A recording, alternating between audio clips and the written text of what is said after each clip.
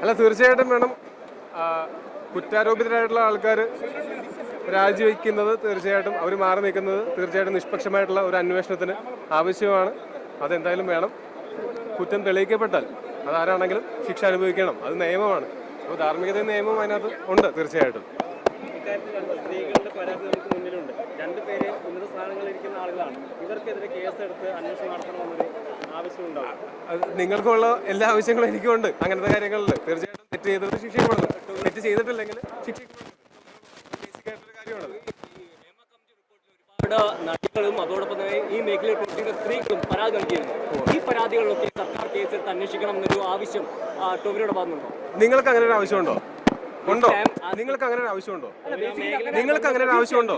അങ്ങനെയാണെങ്കിൽ എനിക്കും ഉണ്ട്. അതെന്താ ചോദിക്കേണ്ട കാര്യം എന്താണ്? ഇവിടെ തെറ്റ് ചെയ്താൽ ആൾക്കാർ ശിക്ഷിക്കപ്പെടണം. അത് പ്രത്യേകിച്ച് ഞാനാണോ തീരുമാനിക്കുന്നത്? നമുക്ക് എല്ലാവർക്കും ഒരേപോലെ ചിന്തിക്കുന്ന ആൾക്കാരല്ലേ നമ്മളെല്ലാവരും.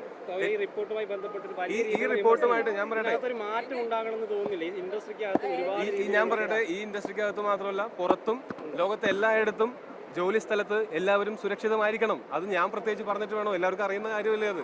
തീർച്ചയായിട്ടും വേണം.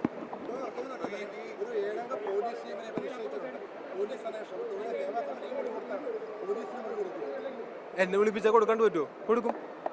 ഈ ഫീൽഡുകൾ ഇത്രയും മലയാളം ഇൻഡസ്ട്രിയിൽ ഇത്രയും വളരെ മോശം. അത് മലയാളം ഇൻഡസ്ട്രിയിലാണ് ഹേമ കമ്മീഷൻ പോലെ ഇങ്ങനൊരു കമ്മിറ്റി ഉണ്ടാവുകയും ഇങ്ങനൊരു അന്വേഷണം നടക്കുകയും അന്വേഷണം റിപ്പോർട്ട് തയ്യാറാക്കി കൊടുക്കുകയും ചെയ്തിട്ടുള്ളത്. മറ്റ് ഇൻഡസ്ട്രികളിൽ നടന്നിട്ടില്ല. അപ്പോൾ നിങ്ങൾ മലയാളം ഇൻഡസ്ട്രിയിൽ മാത്രം നടക്കുന്നതെന്ന് പറയുന്നത്. പക്ഷേ ഇത്രയും സ്ത്രീകൾ കഴിഞ്ഞ ദിവസങ്ങളിൽ സിദ്ദിഖിനെതിരെയൊക്കെ വളരെ മോശമായിട്ടാണ് ഒരു അതിനെ പറ്റിയിട്ട് അത് വളരെ സെൻസിറ്റീവ് ആയിട്ടുള്ള കാര്യങ്ങളാണ് ഇതെല്ലാം ഇവിടെ ഈ നാട്ടിലൊരു നിയമമുണ്ട്. അതല്ലെങ്കിൽ നിങ്ങൾ പറയണം നിങ്ങൾ നിയമത്തിലും സിസ്റ്റത്തിലും വിശ്വസിക്കുന്നില്ലെങ്കിൽ അത് വേറൊരു കാര്യമാണ് ചർച്ച ചെയ്യേണ്ട.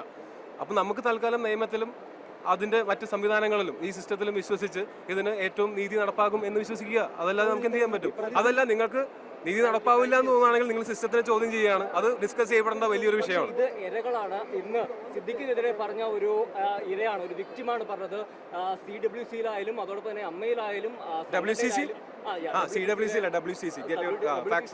ആരും കൂടെ നിന്നിട്ടില്ല. സർക്കാരും സർക്കാർ സംവിധാനങ്ങളും കൂടെ നിന്നിട്ടില്ലെന്നാണ് സിദ്ദിഖ്. അപ്പൊ നിങ്ങൾ പറയുന്നത് ഇവിടുത്തെ സർക്കാരിലും ഇവിടുത്തെ നിയമ വ്യവസ്ഥയിലും അല്ല. അപ്പൊ നിങ്ങൾ പിന്നെ ഞാൻ എങ്ങനെ അതിലൊരു ഒരു അഭിപ്രായം പറയും? നിങ്ങൾക്ക് അതിനെപ്പറ്റി ഒരു അഭിപ്രായം ഇല്ലെങ്കിൽ ഞാൻ എങ്ങനെ പറയും? പ്രധാനപ്പെട്ട ആളുകളെങ്കിലും കുറച്ച് ജാഗ്രത പുലർത്തേണ്ടതല്ലേ? ഇപ്പോൾ സിദ്ദിഖ് അടക്കമുള്ള ആളുകൾക്കെതിരെ ആരോപണം ഉന്നയിക്കുന്നു. സ്വാഭാവികമായും അത്തരത്തിലൊരു ആരോപണം വരുമ്പോൾ ഇത്തരം പ്രധാന പദവിയിലേക്ക് മാറി നിൽക്കുന്നത് മാത്രമല്ല, അതിന് മുമ്പേ ഈ ആരോപണം വേറെ എന്ത് ചെയ്യണമെന്നാണ് നിങ്ങൾ പറയുന്നത്? ആൾക്കൂട്ടം വിചാരണ ചെയ്യണമെന്നാണോ? മാധ്യമ വിചാരണ ചെയ്യണമെന്നാണോ? അതിനല്ലേ ഇവിടെ നിയമവും ഗവൺമെന്റും സിസ്റ്റവും ഒക്കെ ഉള്ളത്. അത് അങ്ങനെ തന്നെ നടക്കണം. അത് നിങ്ങളെ പോലെ തന്നെ ഞാനും ആഗ്രഹിക്കുന്ന കാര്യമാണ്. മാറ്റം അനിവാര്യമാവേണ്ടത് നിങ്ങളത് TRPക്ക് വേണ്ടിയിട്ടല്ലാതെ ആത്മാർത്ഥമായിട്ട് ഇതിൽ ബുദ്ധിമുട്ട് അനുഭവിക്കുന്നവർക്ക് വേണ്ടി നിങ്ങൾ നിലകൊള്ളണം എന്നുള്ളത് മാത്രമാണ് ഇതിനകത്തുള്ള ഏറ്റവും പ്രധാനപ്പെട്ട മാറ്റം.